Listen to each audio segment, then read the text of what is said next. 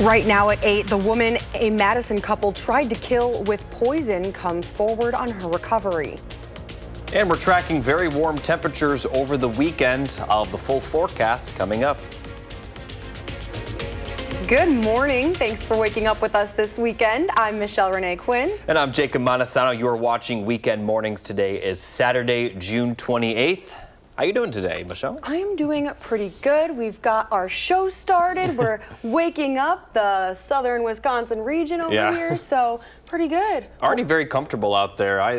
Temperatures are warming up very quickly, and you know, if you like the temperatures not as warm, now's the time to get out there because temperatures are in the upper 60s to lower 70s. But like I mentioned, they're warming up very quickly, and they're going to continue to warm up quickly throughout the morning. Now, the good news also is that we are seeing mostly dry conditions. A few showers have been impacting portions of Iowa and Minnesota, but they've been dissipating as they get close to Wisconsin. Looks like there's pretty much like a 1% chance of rain today. It is going to be mostly dry. Just a few pop-up showers are possible, especially for areas near central Wisconsin. But for the most part, get out and enjoy the weather. Again, it will be a little bit warm, though. By the time we get to the afternoon, high temperatures will be in the middle 80s, and we're going to continue to see partly sunny skies, so the sunshine will make it feel a little bit warmer. Heat index values will get near 90, but it's still better compared to last weekend where the heat index values were in the triple digits. So warm and dry today. Going to be even warmer for Sunday, but we are going to see a few thunderstorms out there. I'll track those coming up a little bit later. You know what? I'll take warm and dry today. Thank you very much, Jacob. We'll check back in shortly. The couple accused of a poisoning plot in Dane and Rock counties is expected back in court next week. You'll recall Paul Van Dyne and Andrea Whitaker are now facing a slew of charges in both counties for stalking and trying to kill women who Van Dyne went on dates with. Our Ellie La Liberté shows us the severity of the poison that put a Rock County woman in the hospital. By some miracle, I am alive. That's the statement 26-year-old Amanda Bade shared with me.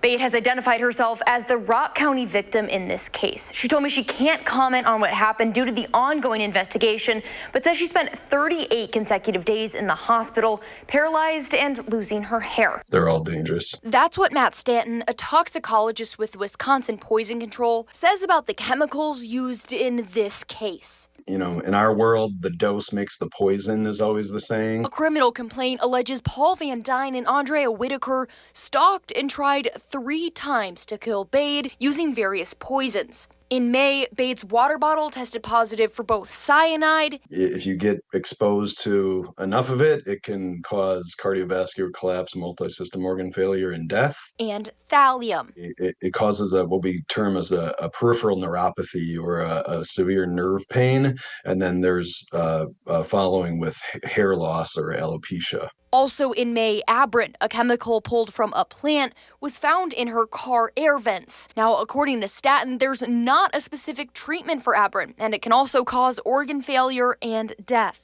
It's not something we commonly see. And more people usually talk about ricin as far as a biochemical weapon. Detectives also believe hydrogen sulfide was used. We call it a knockdown gas because it can cause rapid loss of consciousness, again depending on the concentration. While searching Van Dyne's car earlier this month, detectives found this tote bag containing hazardous materials that prosecutors referred to as a kill kit. Reporting in Madison, Ellie La Liberté, News 3 Now.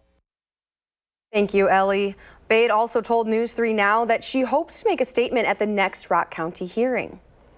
In other news, one person is dead after a crash in Pequawki. The Marquette County Sheriff's Office is investigating after responding to a car versus person accident early yesterday morning. The person died at the scene. The sheriff says the driver is cooperating with the ongoing investigation. The victim's name is not yet being released out of respect for the family.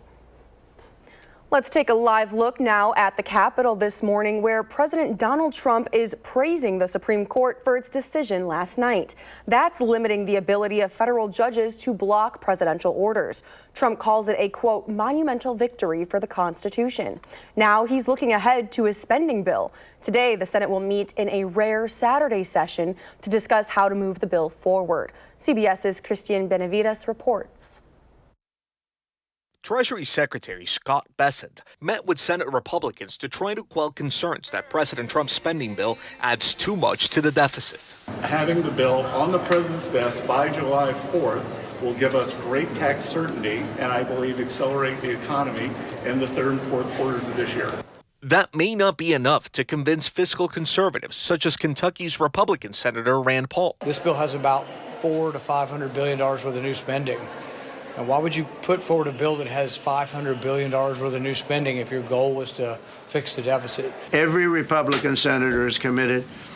And, you know, you could have a couple of grandstanders.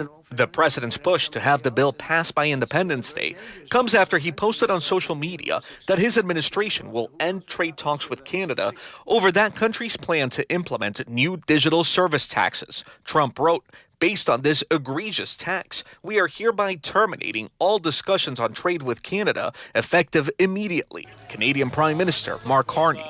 We'll continue to conduct these complex negotiations in the best interests of Canadians. The back and forth with Canada comes on the heels of a major victory for the Trump administration after the Supreme Court ruled to limit the power for lower court judges to issue nationwide injunctions when it comes to birthright citizenship. Well, this was a big one, wasn't it? And instead of merely ruling on the immediate cases before them, these judges have attempted to dictate the law for the entire nation. The president said the ruling would clear the way for some of his challenged executive orders to go forward. Cristian Benavides, CBS News. In the 6-3 decision, Justice Amy Coney Barrett wrote for the majority, quote, "Federal courts do not exercise general oversight of the executive branch." Meantime, the Senate could vote on the reconciliation bill as soon as today. And record high closes across the board to end the week Friday on Wall Street. The Dow jumps more than 432 points. The Nasdaq gains 105.5, and the S&P 500 adds 32. To more news around the state this morning, one of the largest tractor pulls in the nation is today. It's a milestone celebration for the Tomah tractor pull. From horsepower to heritage, Tomah Recreation Park will be packed with action for day 3 of the 50th annual tractor pull.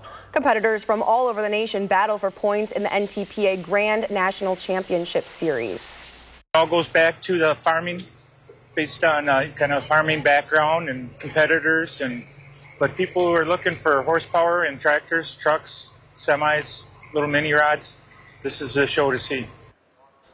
From modified tractors to supercharged semis, arrive at noon today for the ultimate showdown in strength and speed. 45,000 people are expected to attend, as this is one of the largest polls in the nation with 250 competitors. Tickets are $33 at the door.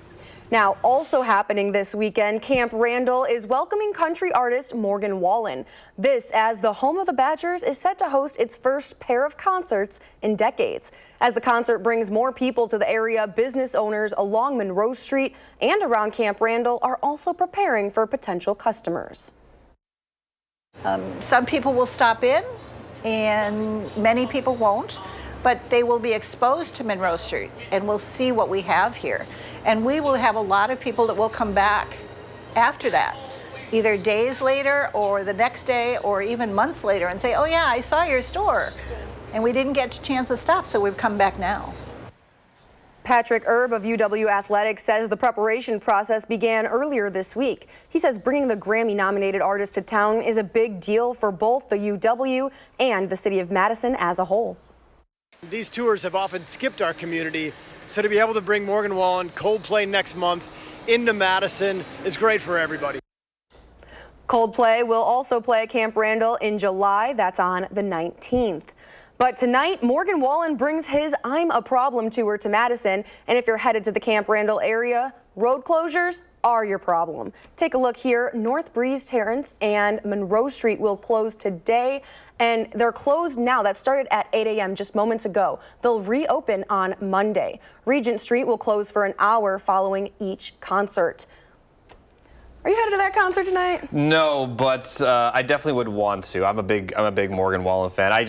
The plans never really came together. Plus, I kind of like recently discovered like Morgan Wallen music. So by the time I'm like, let me see what the tickets are. And that's like, oh, they're like all really expensive now because they're mostly sold. So and they're never in Madison like this, so this is a big deal for everybody here. I hope this is a sign for other artists to come to Madison because I feel like the Madison city will sell. It will. We've got the downtown. We've got the campus. We have so much here downtown. It's a great space for local and national artists to head on over and sing to us.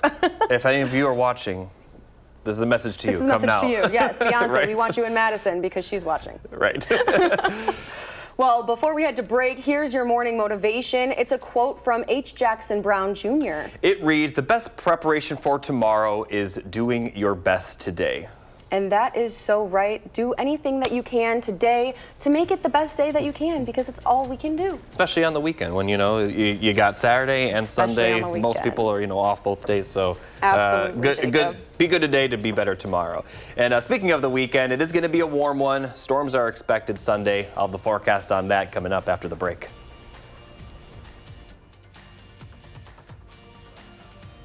Interested in getting out of the house this weekend, happening today and tomorrow, you can grab the kiddos and head to downtown Spring Green for its annual Arts and Crafts Fair. That's right. Spring Green Library will host a kids craft booth at the fair near BMO Bank. That's today only from 10 to 3. But all weekend long, you can explore a variety of art at the fair, including hand-wrought jewelry, sculptures, crafts, pottery, glass, and woodworking. The fair features more than 200 national artists. There's food and refreshments, and you don't have to wait for August to get your cream puff at the Wisconsin State Fair, because the River Valley Music will be selling cold cream puffs. Again, that's today and tomorrow, starting at 9 a.m. And if you're heading out, it is going to be a warm one, but it will be dry. Now, it's going to be possibly even warmer Sunday with a few storms, but it looks like most of Sunday will be dry, but those storms will pass through at some point. And then for next week, temperatures are expected to stay warm. Now, I'm going to start with the temperatures. Today, we're going to see highs in the middle to upper 80s, a little bit warmer further in southwest Wisconsin. And like I mentioned, tomorrow is expected to be a bit warmer. We're going to have highs in the upper 80s to low 90s. However, for those of you in further up north towards La Crosse and Eau Claire, it actually will be a little bit warmer today. But in both cases, we're going to have heat index values get into the 90s, which is better compared to last weekend where we had them in the triple digits, but still pretty warm out there. Upper 80s, low 90s for southern Wisconsin today, kind of in the middle to lower 90s range for La Crosse and surrounding areas. And then for Sunday, it will be warmer in southern Wisconsin compared to today, but not as warm for La Crosse and surrounding areas compared to today. So middle 90s for the heat index values Sunday afternoon, upper 80s Sunday afternoon for La Crosse and surrounding areas. And then for next week, they will get a little bit better, but still going to be in that 80 to lower 90 range. Now, speaking of Sunday, we also are going to have a chance of some strong storms. Slight risk for central Wisconsin, marginal risk for Madison and places to the south and east. The most likely hazard from the storms will be strong winds, but with the rain we've seen, we could see some minor flooding. Also a small hail risk, with the tornado risk being just about zero at this point. I do not expect to see any of that. So let's take a look at that rainfall forecast. Starting out dry Sunday, but late morning, early afternoon, we'll start to see those storms move into areas near La Crosse. And then throughout the afternoon, they're going to continue to push to the east, really impacting areas north of Madison. Southern Wisconsin, kind of surrounding areas for Madison.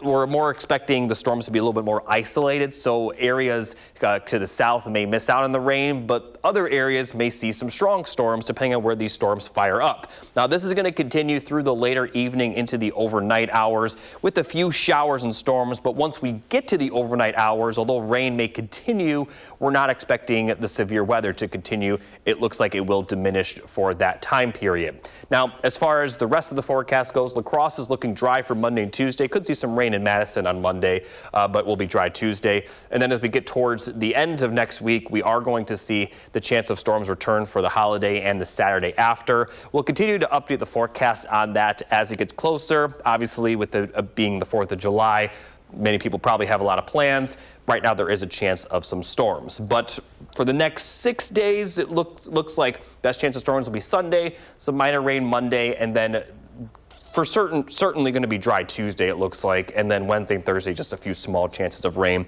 with those highs consistently in the 80s, which is pretty close to normal for this time of the year.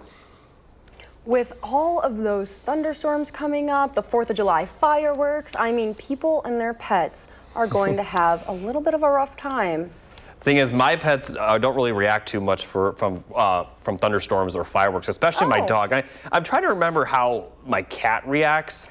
Now, but I specifically know my dog just does not care at all. So thankfully, I don't have to worry about that. All right, well, my cat will literally hide in cardboard boxes, under covers. He does not like the rain. My dog like that. My dog growing up was like that. There you go. Well, Jacob, thank you. We'll check back in again shortly. June does mark the height of kitten season when large litters are born and dropped off at shelters. So, of course, that means it's National Adopt a Cat Month. Thousands of newborn kittens are joining the millions of cats already in shelters. The benefits of adopting a cat go further than helping the furry creatures because cats are shown to relieve stress in a number of different ways by simply being themselves. Spending some time petting a fuzzy feline can cause your body to produce stress-reducing hormones. That makes your heart rate and blood pressure decrease and your anxiety levels normalize. In this morning's Health Watch, we have the first set of recommendations from the new CDC advisory panel. The committee is handpicked by Health and Human Services Secretary Robert F. Kennedy Jr. This fall's flu vaccines are now endorsed, but only if they're free of thimerosal, an ingredient anti-vax groups have falsely linked to autism. Removing a known neurotoxin from being injected into our most vulnerable population is a good place to start with making America healthy again. I'm not quite sure how to respond to this presentation. This is an old issue that has been addressed in the past. Earlier this week, the panel backed a new option to protect infants from RSV, and the panel may look at the schedule for the measles, mumps, and rubella inoculation. More than 200,000 Converta camping cots are suspended. Now they're being recalled. Consumer Product Safety Commission says the chair is fracturing and pinching fingers. If you own one of these chairs, you're urged to stop using it and contact the Coleman Company for a free repair kit. And Nike predicts President Trump's tariffs are going to cost the company $1 billion. Nike's CFO says the company will reduce its supply chain reliance on China to ease that financial impact. But this also means consumers will pay higher prices. Nike is cutting imports on footwear from China to the U.S. by roughly 6% by the end of the year. The supply will instead come from other countries. You're watching Weekend Mornings. Still ahead, what happens if you're displaced by a fire? I spoke to Red Cross officials and share the displacement process. Plus, as always, Will Loper has the 3 things you need to watch in entertainment news. Stick with us. We're back after this.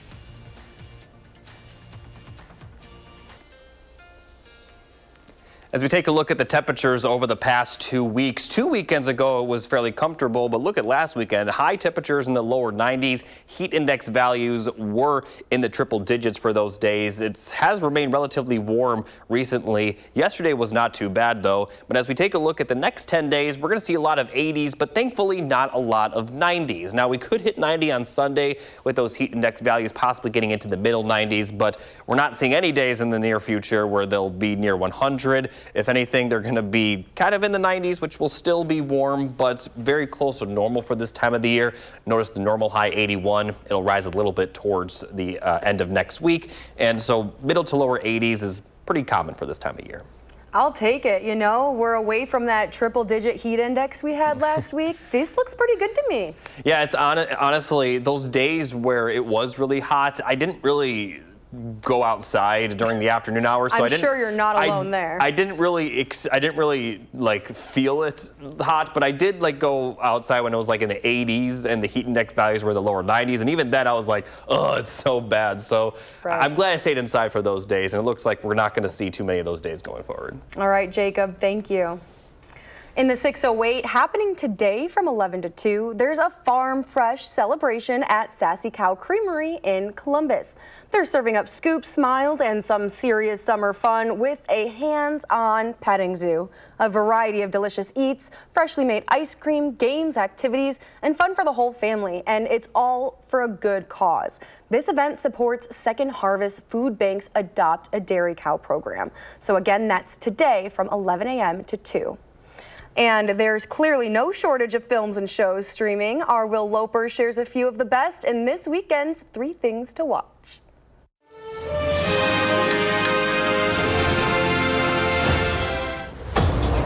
That clock is telling you how much money we have left. When that shows 0, this restaurant needs to cease operations. Head back to the kitchen with season 4 of The Bear, newly streaming on Hulu. It's hard and it's brutal, and that's what makes it special. I'm fired up, ready to go. No, same. Showtime! Catch back up with Carmi, Sydney, and the rest of the restaurant staff as they continue to strive for culinary greatness. Baby. You are never alone. Fire isn't just an element. Fire is an organism. Uncover secrets with the series Smoke, newly streaming on Apple TV+. I've been told to have 2 serial arsonists working this area.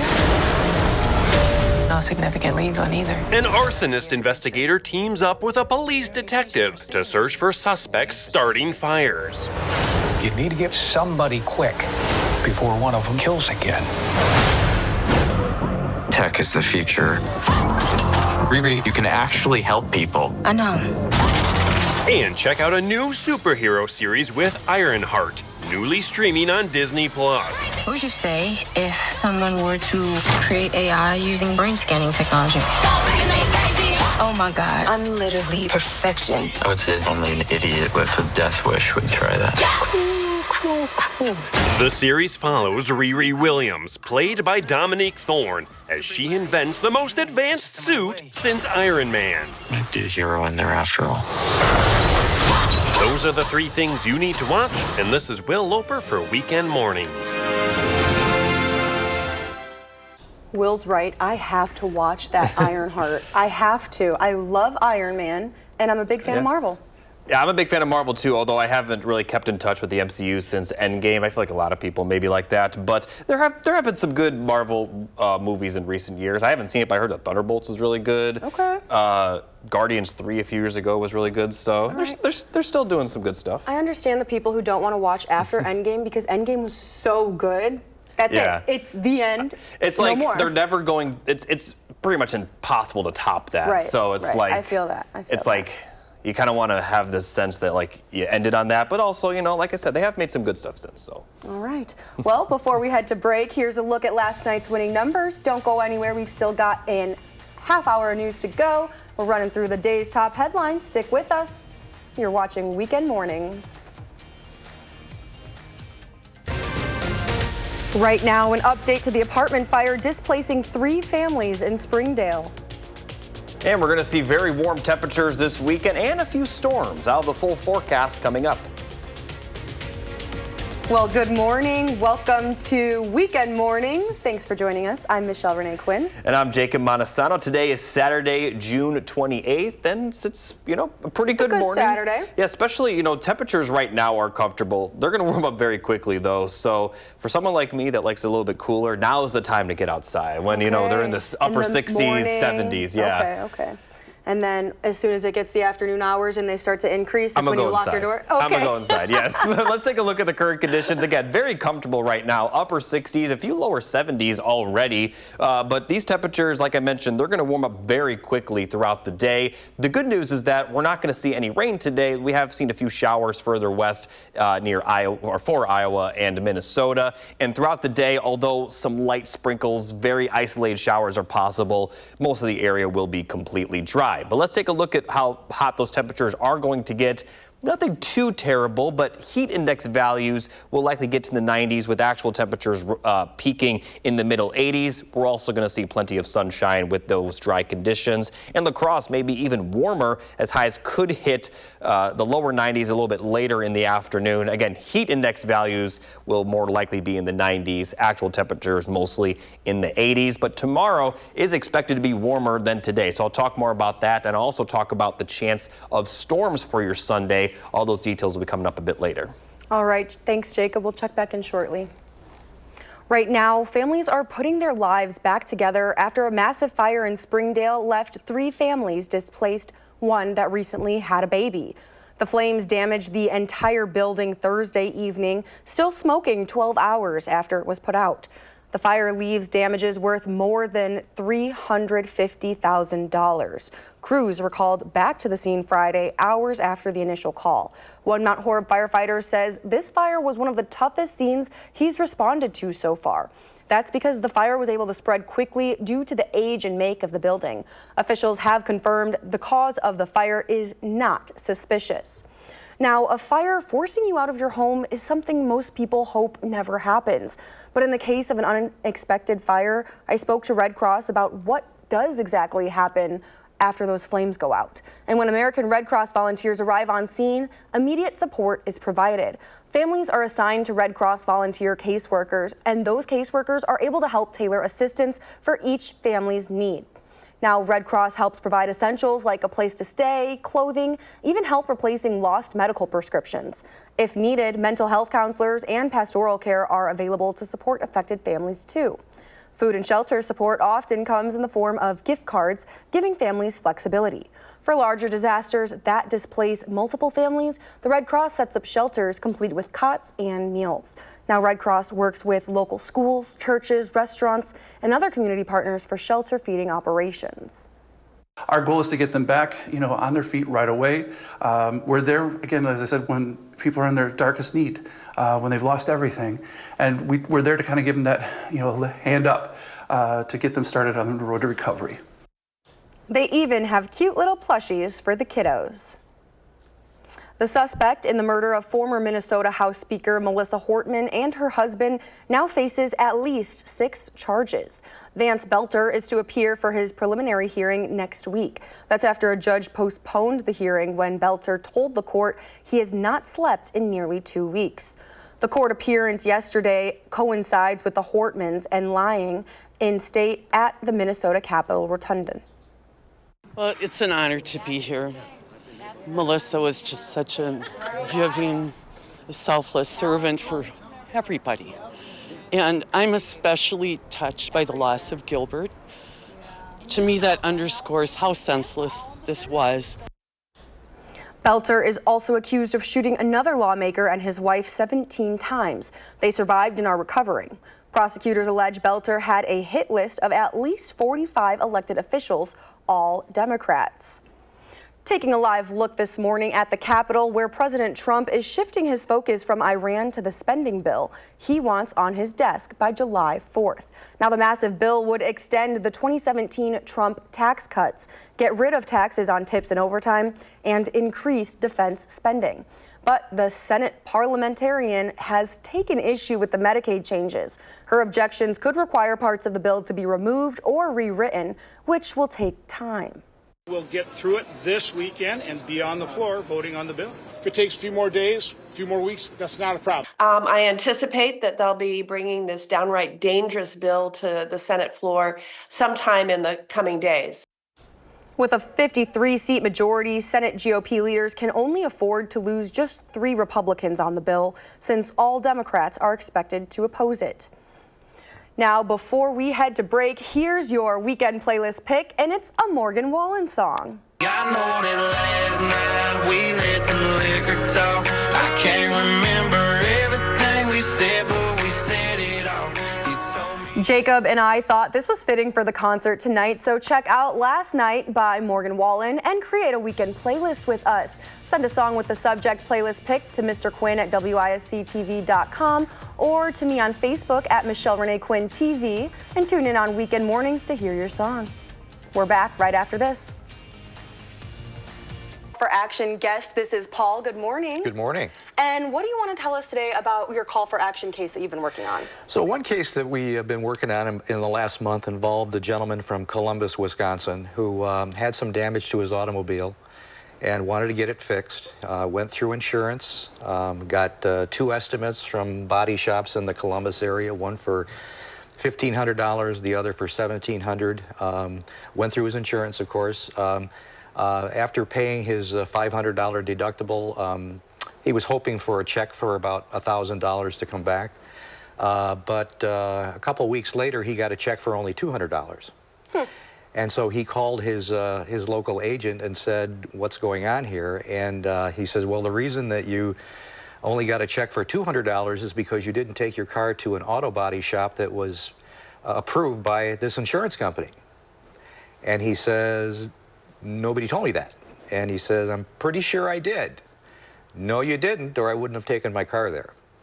So they went back and forth for a while and got no resolution. And so the local agent told him he needed to contact the corporate office in Bloomington, Illinois, which he did. Talked to a couple of customer service people there, really didn't get any satisfaction. And that's when he called Call for Action. And I got involved. And I spoke to the local agent. I spoke to the corporate office. And I said, you know, this person really insists that they were not communicated effectively about this, either verbally or in writing. They didn't see anything in writing. Would you reconsider this? And so at the end of the day, they reconsidered it, and he did get the full amount that he was expecting. All right. So the lesson learned here is ask good questions when you're in a situation like that. Review your policy. Go through it with a fine-tuned comb, because some of these things hide or not very visible. You need to really search them out. And so that's the lesson learned here. Yeah, and so we were just talking about combing through those fine prints in the agreements. Now, was there anything in that fine print that had said? Not that he could see. Okay. We did not see the policy itself, but he says there's nothing here I can see that tells me I should not have done this. And he says there's only two body shops in the Columbus area to go to. So. Right. And he went to both of them for estimates, and so he was disappointed that he wasn't able to get his full amount right away. Okay, so another lesson is when we don't get the entire insurance amount that we're expecting to, as well, go back, ask those questions. Ask those questions and be calm about it, because every once in a while emotions get involved. Consumers become angry because they feel they've been wronged.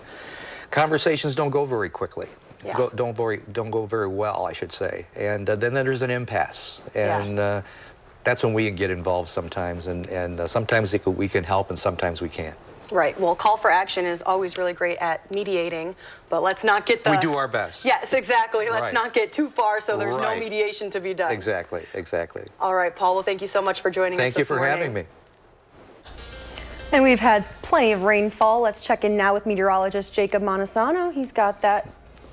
The calendar, it's the calendar showing the amount of rainfall throughout the month, and you can see a lot of days are considered rainfall days, even those that only saw, 1/100th of an inch, but especially this past Monday where we saw about 2.5 inches of rainfall, and the rain we've seen so far this month has already exceeded the amount that we normally see for the entire month. Now, obviously the month is almost over, so that's not too surprising, but we've seen around 5.5 inches and we average around 5.3 up until this point. Though we average about 4.8, and we are just above that. Still behind on the year, though, but with the rain we've seen lately, drought conditions are not really too much of a concern. And as we take a look at the rain chances over the next 7 days, we have a few small chances of rain throughout, but nothing is expected to be too dramatic. And as we continue looking at the rainfall forecast, the 8 to 14-day precipitation outlook does show some slightly above average precipitation. So all this in mind is going forward, we're not really going to be seeing drought conditions form, and we're also not expecting an abundance of rainfall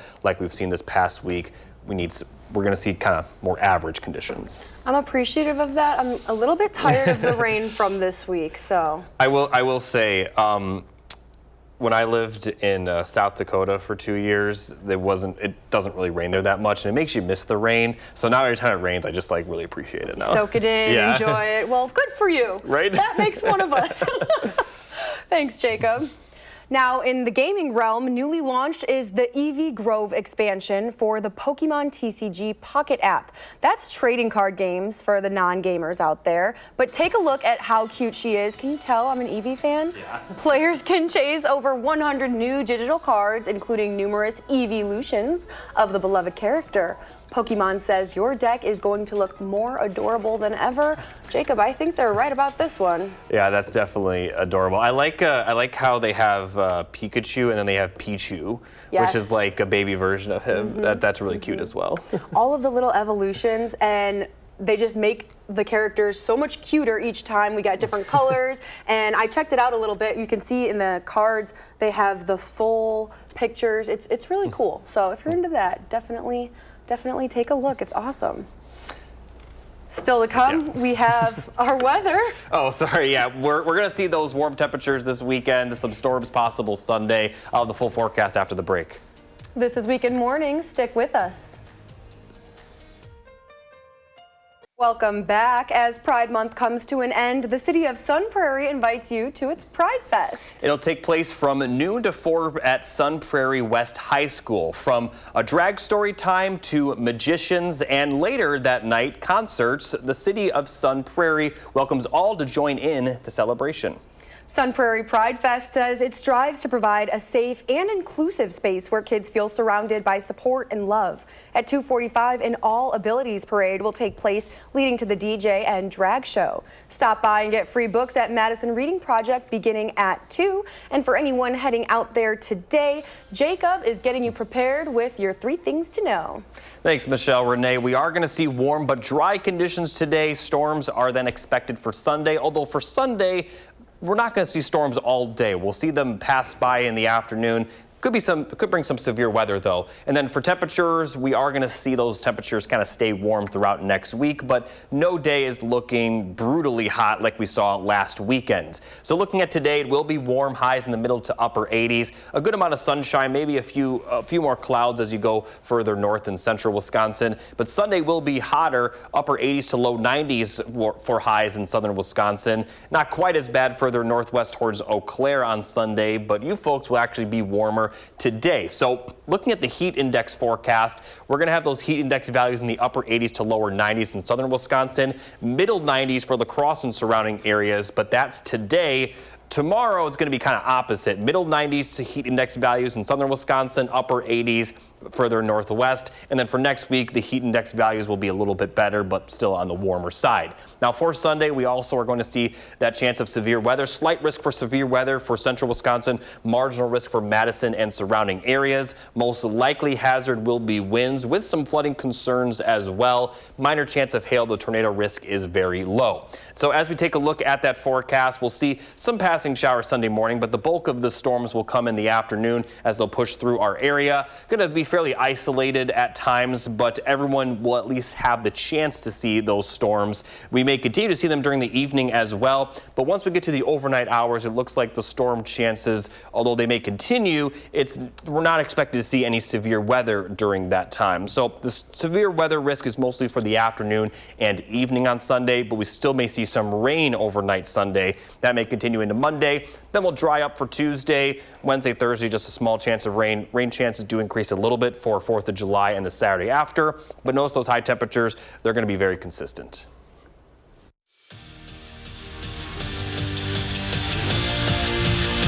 The 23rd overall selection of the 2025 NHL Draft, the Ottawa Senators and Charlie are proud to select from the University of Wisconsin, Logan Hensler.